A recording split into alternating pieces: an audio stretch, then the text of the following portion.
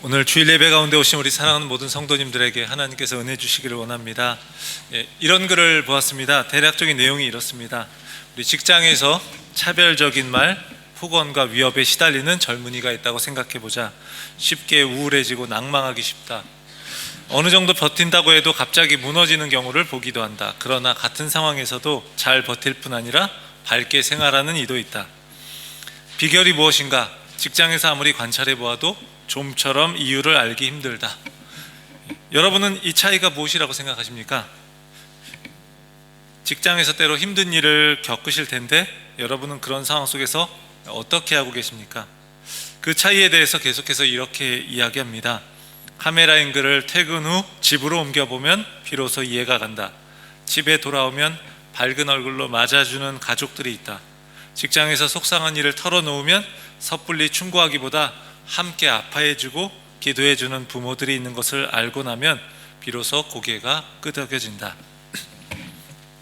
그리고 지금까지 이렇게 이야기한 걸 다음과 같이 한 문장으로 마무리합니다. 이 공간에서의 차이는 저 공간을 알아야 설명이 될 때가 있다. 직장에서 똑같이 고생하는데 우울하고 낙심하는 사람과 또 어려움 속에서도 밝게 생활하는 사람의 차이는 직장 밖의 모습을 통해서 발견할 수 있다는 겁니다. 우리 호주에서는 그냥 다른 직장을 구하는지 모르겠어요. 어쨌든 그렇지만, 그러니까 어떤 힘든 상황이 있을 때 또 다른 공간을 보면은 그것을 어떻게 대하는지 알 수 있다는 겁니다. 우리가 2주 전에 함께 우리가 보았던 사도행전 4장 1절에서 22절까지의 말씀에서 사도들은 공회에서 종교 지도자들에게 붙잡혀서 위협을 받았습니다. 그것은 베드로와 요한 두 사도가 태어날 때부터 걷지 못하던 그 사람을 예수 그리스도의 이름으로 일으킨 사건으로 인한 것이었습니다. 당시 유대교의 종교 지도자들은요, 예수 그리스도를 십자가에 못 박아서 죽였습니다. 그러나 예수 그리스도가 죽음에서 부활하셨다는 소식을 그러니까 받아들일 수가 없었던 겁니다. 날 때부터 걷지 못했던 이 사람이 예수 그리스도의 이름으로 일어났다라는 것 역시도 거부했습니다. 자신들이 가진 종교의 권력을 잃고 싶지 않았던 겁니다. 그래서 사도들을 위협해서 예수 그리스도의 이름으로 말하지도 말고 가르치지도 말라 이렇게 이야기합니다. 이에 대한 사도들의 반응이 어떻습니까? 전혀 두려움이 없이 반응합니다. 당당합니다. 사도행전 4장 19절 20절을 보면요, 베드로와 요한이 이렇게 대답하고 있습니다. 하나님 앞에서 너희의 말을 듣는 것이 하나님의 말씀을 듣는 것보다 옳은가 판단하라. 우리는 보고 들은 것을 말하지 아니할 수 없다. 백성들이 보고 있기 때문에 권력자들은 결국 베드로와 요한을 풀어주었습니다. 자신들의 마음대로 할 수 없기 때문에 더 붙잡아 두고 싶었지만 붙잡아 둘 수가 없었습니다. 그들의 이런 당당함은 무엇으로 설명할 수 있는 것일까요? 앞에서 얘기한 것처럼 위협 가운데서도 두려워하지 않는 그들의 태도는 오늘 본문에 나오는 다른 공간의 모습을 통해서 알 수 있습니다. 그것은 바로 믿음의 공동체인 교회입니다. 23절의 말씀을 보겠습니다. 사도들이 노임에 그 동료에게 가서 제사장들과 장로들의 말을 다 알리니, 이렇게 이야기하고 있어요. 그러니까 사도들이 자유롭게 되자마자, 즉 풀려나자마자 그들은 어디로 갔습니까? 자신의 가족들에게 간 게 아니라 동료에게 갔다고 합니다. 가서 모든 일을 함께 나누었습니다. 권력자들이 위협했던 것도 이야기했을 것이고 자신들이 당당하게 대답했던 것도 말했을 겁니다. 이처럼 그들에게는 모든 일을 함께 나누고 함께 기도하는 믿음의 공동체가 있었습니다. 또한 그들에게는요, 한 마음으로 드리는 기도의 대상이신 하나님이 계셨습니다.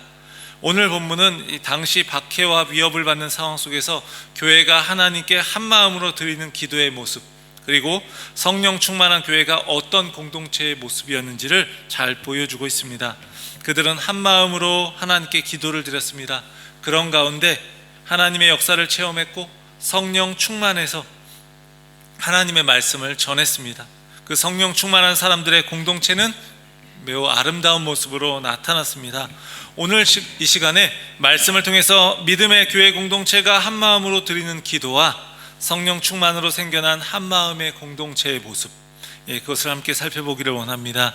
오늘 본문의 말씀을 제자들이 기도하면서 하나님을 어떻게 고백하고 있는지, 그 기도의 내용과 그 결과는 무엇인지, 그리고 드려진 기도에 합당한 공동체의 삶의 모습은 어떠했는지 우리가 함께 살펴보도록 하겠습니다. 먼저 제자들은 기도할 때 대주제이시며 모든 것을 주관하는 하나님을 고백했습니다. 베드로와 요한이 풀려나서 믿음의 공동체로 돌아와서 이 상황을 이야기합니다. 상식적으로 볼 때 교회에 대한 유대교 종교 지도자들의 위협이 매우 두려워할 만한 상황이었습니다. 교회가 이제 막 시작되었는데 권력을 가지고 있는 이들이 사도들을 다 잡아가고 믿는 사람들을 다 박해한다면 어떤 일이 벌어질까요? 자칫 교회가 사라져버리는 것은 아닐까 걱정할 수 있는 상황에 있습니다. 이러한 위협 속에서 사도들과 제자들의 공동체는 지금 어떻게 하고 있습니까? 두려워하면서 대책회의를 열고 있나요? 그렇지 않습니다. 오히려 대책회의를 열었던 것은요, 당시의 권력자들이었어요. 사도들과 제자들의 공동체는요, 두려워하기보다 함께 모여서 기도하고 있습니다. 이들의 기도의 특징은 무엇인가요? 그들은 기도를 들으시는 대상이신 하나님이 어떤 분이신지를 지금 고백합니다. 24절을 보겠습니다. 그들이 듣고 한 마음으로 하나님께 소리를 높여 이르되 대주제여 천지와 바다와 그 가운데 만물을 지은 이시오, 이렇게 고백하고 있어요. 그들은 기도를 시작하면서 하나님을 어떻게 부르고 있나요? 대주제여 라고 부릅니다. 대주제라는 말은요, 특정한 사람들에 대해서 법적으로 통제할 수 있는 그런 권한을 가진 사람을 의미하는 겁니다. 예를 들면 노예의 주인이라든지 도시를 다스리는 통치자들을 가리킬 때 이렇게 쓴 이 말을 씁니다. 대주제. 여기서는 천지의 창조주이신 하나님, 모든 주권을 가지신 하나님, 모든 것을 다스리시는 하나님께 이 말을 쓰고 있는 거예요. 절대 권력자라는 말입니다. 도전할 수 없는 권세를 가진 통치자에게 쓰는 말이에요. 그들은 대주제이신 하나님을 고백합니다. 그들은 기도를 들으시는 하나님이 어떤 분이신지 알고 기도하고 있습니다. 유대교의 종교 지도자들이 아무리 예수 그리스도를 전하는 것을 막으려고 할지라도 사도들은 그보다 훨씬 더 높은 분의 그 권위 아래 있기 때문에, 대주제이신 하나님의 권위 아래 있기 때문에 담대히 말씀을 전할 수 있다고 믿은 겁니다. 그들의 기도에는 특징이 있습니다. 예수의 이름으로 말하고 가르치지 말라고 위협하는 현재의 상황을 시편 2편의 말씀을 가지고 해석하고 있습니다. 25절 26절의 말씀은 시편 2편 1, 2절의 말씀을 인용한 것입니다. 25절 앞에 이제 성경책 아래에 이렇게 표시가 되어 있습니다. 그래서 시편 2편 1, 2절의 말씀을 이렇게 함께 좀 띄워 놓았습니다. 시편 2편의 내용을 보면요, 세상의 통치자들이 하나님과 그 기름 부음 받은 자를 대적한다라고 이야기하고 있습니다. 그렇죠? 이 본문에 그렇게 나와 있죠. 이와 마찬가지로 하나님은 예수를 하나님 나라의 왕으로 삼아서 기름 부으셨는데 세상은 바로 그 예수 그리스도를 대적한다라고 말하고 있는 거예요.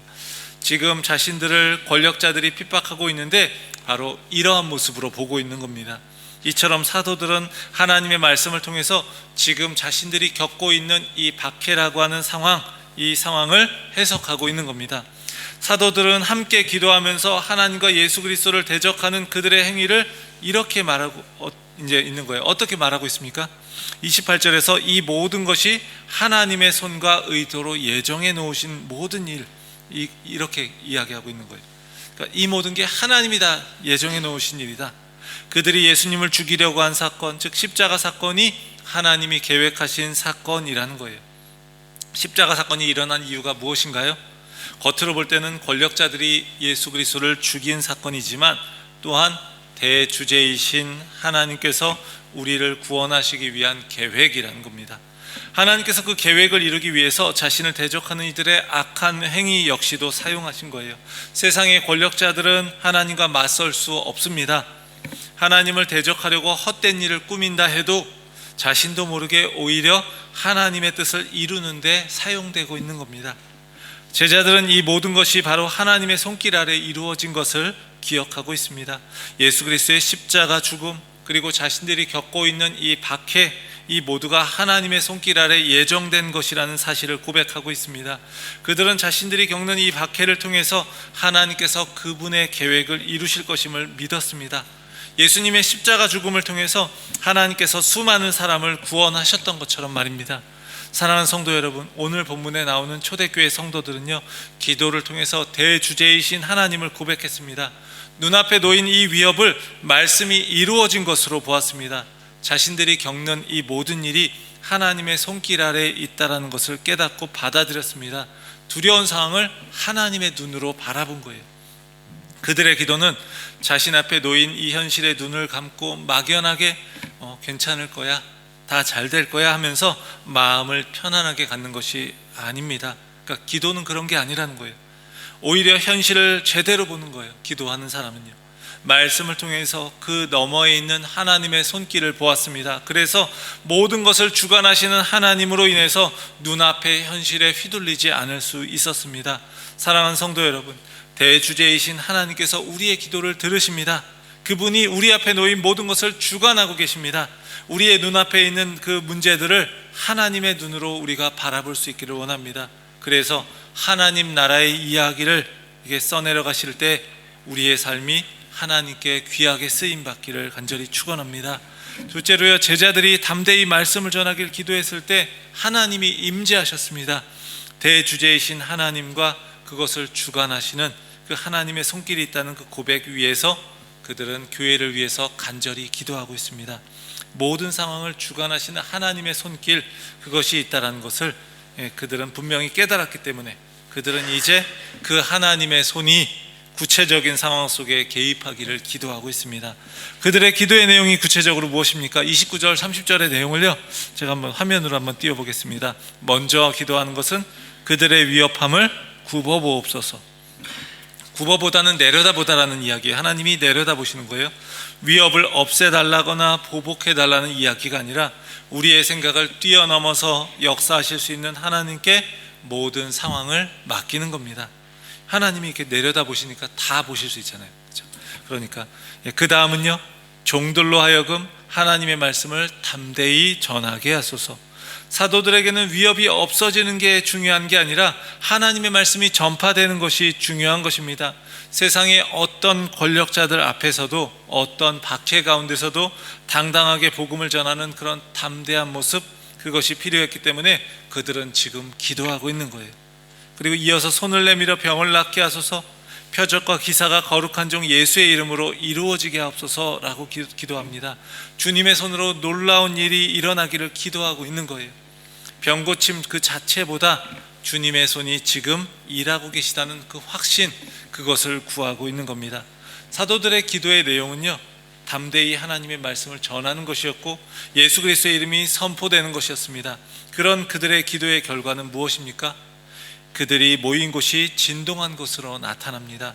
그 말은요, 곧 하나님이 그곳에 임재하셨다라는 거예요. 그들이 온몸으로 느낄 수 있도록 하나님께서 임재하셔서 그들의 기도를 들으셨습니다. 하나님의 임재로 인해서 진동을 경험하면요, 어떤 일이 벌어지나요? 세상의 위협과 핍박에도 흔들리지 않을 수 있는 거예요. 진동은 흔들리는 건데 하나님의 임재로 우리가 흔들리는 일이 일어나면 세상의 위협이나 핍박에도 흔들리지 않을 수 있다는 겁니다. 하나님의 임재를 통해서 진동을 경험한 교회가 어떻게 되었습니까? 31절에 이렇게 이야기해요. 무리가 다 성령이 충만하여 담대히 하나님의 말씀을 전하니라. 그들은 성령으로 충만했고 담대히 하나님의 말씀을 전했습니다. 성령으로 충만한 성도들 안에 복음에 대한 확신, 하나님이 함께 해주신다는 확신, 그로 인한 담대함으로 가득 차서 주저함 없이 하나님의 말씀을 전했습니다.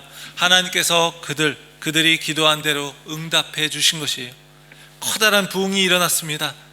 사랑하는 성도 여러분, 세상의 위협과 경고 앞에서 초대교회는요, 담대하게 말씀을 전하는 사명을 다하도록 기도했습니다. 하나님의 손을 의지하면서 생명의 복음을 드러내면서 살고자 기도했습니다. 기도를 통해서 하나님의 임재를 경험하면서 성령 충만해서 담대하게 하나님의 영광스러운 복음을 드러냈습니다. 우리의 기도를 한번 보면 어떻습니까? 때로 너무 우리 기도가 개인적인 것에 머물 때가 많습니다. 우리의 기도의 제목이 세월이 가도 변하지 않을 때가 너무나 많습니다. 그저 나와 내 가족의 건강, 사업이 잘 되는 것, 자녀가 잘 되는 것에 머무를 때가 많습니다. 이러한 기도의 제목은 때로 필요합니다. 그리고 이게 나쁜 게 아닙니다. 그런데 우리의 기도의 내용이요, 이것을 더 넘어서서 더 깊어질 수 있기를 원합니다. 우리의 눈앞에 놓인 어지간한 문제들, 이런 것들은 주님의 손길 아래 우리 맡기시기를 바랍니다. 그리고 우리가 어디에서 무엇을 하든지 주님을 나타내는 삶이 되시기를 주의 이름으로 간절히 축원합니다. 그래서 우리의 삶을 진동하시는 그 하나님의 임재를 우리가 경험하고 누림으로써 우리가 흔들리지 않는 그런 믿음의 사람 되기를 주의 이름으로 간절히 축원합니다. 마지막으로요, 복음이 전해짐으로써 아름다운 공동체가 생겼습니다. 박해 가운데 한 마음으로 기도하는 가운데 모인 곳이 진동하고 복음의 영광이 아주 충만해졌습니다. 성령 충만해서 복음을 담대히 전한 결과 아름다운 공동체라는 열매가 생겼습니다. 아름다운 공동체의 모습은 어떻게 나타나고 있나요? 32절을 함께 보겠습니다. 우리 함께 같이 한번 읽어보겠습니다. 믿는 무리가 한 마음과 한 뜻이 되어 모든 물건을 서로 통용하고 자기 재물을 조금이라도 자기 것이라 하는 이가 하나도 없더라. 정말 아름다운 장면이에요.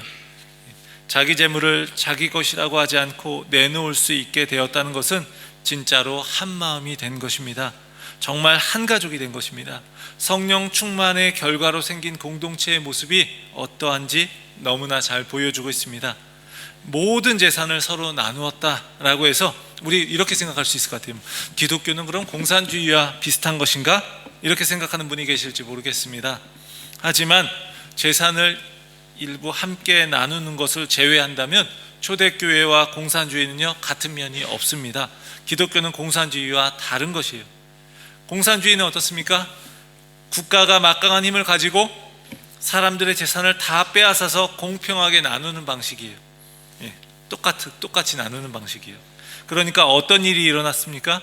국가가 너무 힘이 강해지니까 타락해버렸습니다. 하지만 초대교회는 그렇지 않았습니다. 사도들이 사람들에게 재산을 나누라고 강요하지 않았습니다. 오히려 이들이 재산을 자발적으로 내어 놓았습니다.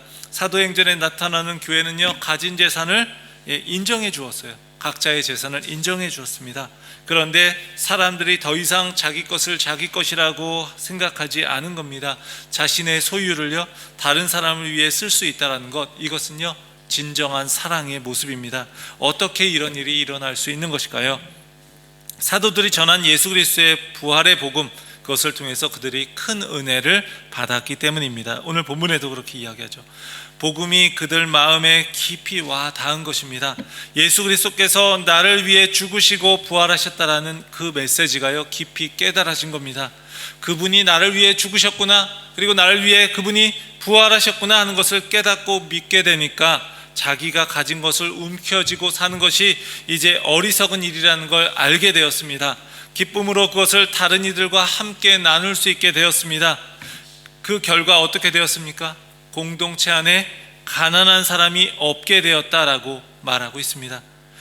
문자적으로 가난한 사람이 없어졌다는 말이 아니라 삶에서 물질로 인해 어려움을 겪은 채로 방치되는 사람이 없었다는 이야기입니다. 가난한 사람이 없었다는 이 말은요, 신명기 15장 4절의 말씀이 이루어진 것으로 볼 수 있습니다. 이렇게 이야기해요. 내가 만일 내 하나님 여호와의 말씀만 듣고 내가 오늘 내게 내리는 그 명령을 다 지켜 행하면 내 하나님 여호와께서 내게 기업으로 주신 땅에서 내가 반드시 복을 받으리니 너희 중에 가난한 자가 없으리라. 신명기의 율법을 잘 지켜 행하게 되면 이스라엘에는 가난한 사람이 없어야 되는 거예요. 그게 정상이에요. 왜냐하면 율법에 가난한 사람들을 돕는 것에 대해서 너무나 잘 되어 있기 때문에 그렇습니다. 이스라엘은 사회복지제도가 아주 잘 되어 있기 때문에 그렇습니다. 그런데 이스라엘은 그동안 율법에 순종했을까요? 순종하지 않았을까요? 순종하지 않았습니다. 따라서 그 이스라엘 공동체 안에는 늘 고통당하는 사람들, 가난한 사람들이 계속해서 있었습니다. 그런데 지금 초대교회에서 서로 자기 것을 아낌없이 나누는 가운데 가난한 사람이 없게 되는 일이 일어난 거예요. 신명기의 말씀이 초대교회 공동체에서 그대로 이루어진 거예요. 성령이 충만하게 임하시니까 사람들은요, 기쁨으로 이 율법들을 지키게 된 겁니다. 억지로가 아니라 진정한 변화가 일어나게 된 것입니다. 밭과 집을 가진 사람들, 돈을 가진 사람들, 이 사람들이 이것들을 나누기 위해서 써달라고 사도들의 발 앞에 두었고요. 그리고 사도들은 그것을 각 사람의 필요에 따라 나누어 주었습니다. 본문은요, 자기 것을 팔아서 다른 이들을 도운 한 사람을 실제 예로 소개합니다. 그게 누구죠? 그의 이름은 바나바라고 하고 있어요. 다른 사람을 도운 예로 소개하는 것이기도 하지만 이 사람이 사도행전에서 아주 중요한 역할을 하기 때문에 이제 미리 소개하는 것이기도 합니다. 그 원래 이름은 요셉인데 그 이름보다도 위로의 아들이라고 하는 그 뜻의 바나바라는 이름, 그 별명이 더 유명해졌습니다. 아마도 초대교회 공동체가 자신의 것을 내어놓은 그의 섬김으로 인해서 아주 큰 위로를 받았던 것 같아요. 그래서 위로의 아들, 이렇게 이야기하는 거죠.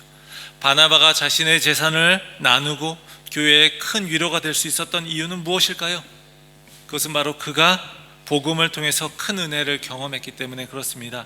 그는 예수 그리스도께서 자신을 위해 하신 일을 깊이 경험했습니다. 온 우주의 주인이신 그분이 이 땅에 오셔서 자신의 것을 다 내어주셨어요. 그것이 그에게 큰 은혜가 되었고 큰 위로가 되었습니다. 초대교회 공동체가 그래서 서로 가진 것을 자발적으로 나누어 줄 수 있었던 건 역시도요, 바로 그 복음의 은혜를 누렸기 때문에 그렇습니다. 이전에는 가진 재산이나 땅과 같이 내가 가진 소유가 위로가 되었었는데 자신을 위해서 생명까지 내어주신 그 주님의 은혜를 경험하고 나서는 이제 그분만이 진정한 위로가 되었고 만족이 된 것입니다. 로마의 황제 율리아누스라고 하는 그런 황제가 있습니다. 그리스도인들이 이야기할 때는 배교자라고 이야기하는데, 로마의 국가 종교를 부활시키기 위해서 그가 기독교의 급성장을 막아보려고 했었는데 그런 그의 노력이 좌절되었습니다. 근데 그 가장 큰 이유가 무엇인가 하면 기독교의 사랑 때문이었다라고 하고 있어요. 그는 이제 신의 형상을 놓지도 않고 하나님을 부르고 예배했던 그 기독교인들, 우리 이렇게 형상을 만들지 않잖아요. 그런 기독교인들을 무신론자다라고 그는 불렀습니다. 그는 그 무신론자의 사랑에 비해서 자신이 속한 그 종교의 비참함과 초라함에 대해서 이렇게 탄식했다라고 합니다. 그 내용을 보면요, 무신론, 즉 기독교 신앙은 나그네들에 대한 친절한 봉사와 죽은 자들의 매장, 그러니까 죽은 자들을 묻어주는 거예요. 죽은 자들의 매장에 대한 관심을 통해서 현저한 발전을 이루었다. 유대인 가운데는 단 한 명의 거지도 없으며 무신론자인 갈릴리 사람들은 자기네 극빈자들을 돌볼 뿐 아니라 로마의 극빈자들까지도 구조하고 있는 반면 우리에게 속한 사람들은 가만히 앉아서 우리가 도와주기만을 바라고 있으니 창피스러운 일이다. 사랑하는 성도 여러분, 복음의 은혜를 경험한 사람은요, 이제 더 이상 내 소유에서 위로와 만족을 얻지 않고요, 나를 위해서 자신을 주신 주님에게서 위로와 만족을 얻게 되는 겁니다. 나를 살리는 것은 나의 소유가 아니라 예수 그리스도라고 믿게 되는 겁니다. 내 생명의 근원은 창조주 하나님이심을 믿게 됩니다. 그렇기 때문에 더 이상 소유가 절대적인 가치가 아니고 이제는 그것을 기꺼이 나눌 수 있게 되는 겁니다. 복음의 은혜로 우리의 마음이 변화되어서 사람들에게 기꺼이 나눌 수 있는 그런 마음을 가질 수 있기를 원합니다. 우리를 위해서 자신을 내어주신 그 주님으로 인해서 참된 만족을 누리면서 우리의 것을 기꺼이 나누는 삶, 그것이 바로 믿음의 공동체입니다. 그런 믿음의 공동체가 되기를 주의 이름으로 축원합니다. 우리 교회 성도님들은 잘하고 있는 것 같아요. 잘 나누고 또 잘 베풀고 하는 그 마음이 너무 커서 참 너무 보기가 참 좋습니다. 사랑하는 캔버라 리더 한인교회 성도 여러분, 부활을 경험한 후에 초대교회 공동체는요, 한 마음으로 기도하며 위기를 이겨냈습니다. 또한 성령 충만함을 통해서 한 마음의 공동체로서 아름다운 모습을 나타냈습니다. 우리 교회의 모습은 어떻습니까? 한 마음으로 드리는 기도를 통해서 우리 교회가 하나님의 역사를 함께 경험하는 성령 충만한 교회가 되기를 원합니다. 그래서 다른 이들의 필요를 보고 채우면서 또한 우리 역시도 참된 위로와 기쁨을 나누는 그런 아름다운 믿음의 공동체로 우리 교회가 계속해서 함께 자라갈 수 있기를 주의 이름으로 간절히 축원합니다. 기도하겠습니다. 하나님 아버지께 감사와 영광을 돌립니다. 우리 교회가 부활의 능력을 깊이 체험하기를 원합니다. 부활의 신앙을 가진 믿음의 공동체로서 우리가 기도할 때 하나님의 뜻을 깨닫게 하여 주옵소서. 하나님의 임재를 경험하게 하여 주옵소서. 성령 충만하게 하여 주옵소서. 성령 충만함을 받은 우리가 서로의 필요를 돌아보며 사랑하는 믿음의 가족이 되게 하여 주옵소서. 서로를 향한 사랑 가운데 행함과 진실함이 있게 하여 주옵소서. 우리가 가진 소유가 아니라 우리에게 자신을 주신 주님이 우리의 참된 만족과 위로가 되게 하여 주옵소서. 우리를 위해 생명 주신 우리 주 예수 그리스도의 이름으로 간절히 기도합니다. 아멘.